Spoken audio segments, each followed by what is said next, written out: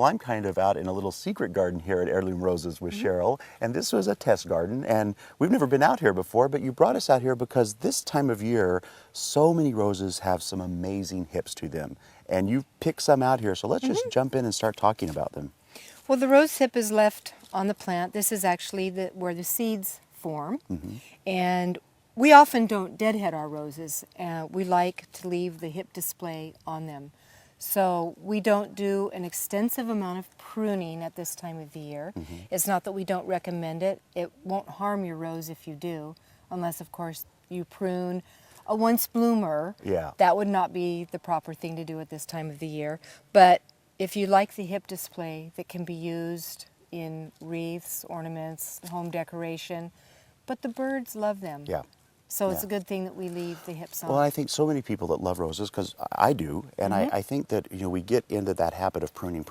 So we're used to that, and it's taken a long time to get that right for a lot of us. Right. And now all of a sudden we have to think, if we want these to appear, we can't keep on with that pruning thing. That's correct. So about what time of year, generally speaking, for rose hips, would you lay off the pruning to let them work? Well, we haven't really done any pruning, and we're just finishing our bloom. So I would say anytime from September on. Just calm down with it. If you think your plant's going to bloom again, don't prune it that last time is the best thing.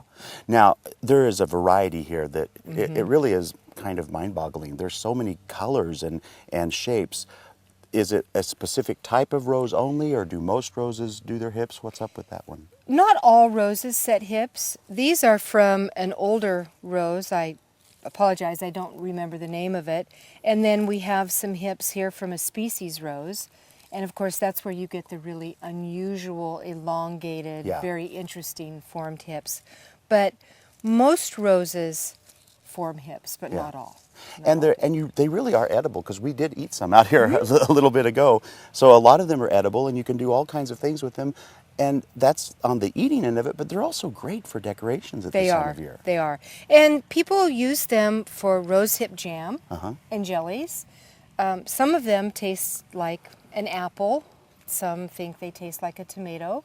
Some think they taste that was awful. Me. I thought the tomato.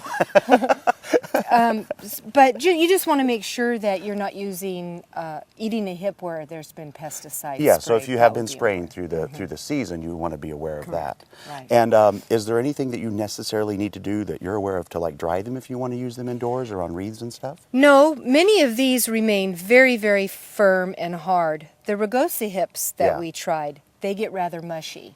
And I'm sure after a frost or a hard freeze, they'll probably get fairly mushy too. Well, it's great, as you said, for animals and wildlife. They love them. That's now, right. At this time of year, a lot of people really get concerned with pruning still. And as we're going into to the winter months, the late fall, what should we be looking at on our roses to take care of them so they're really healthy through the winter?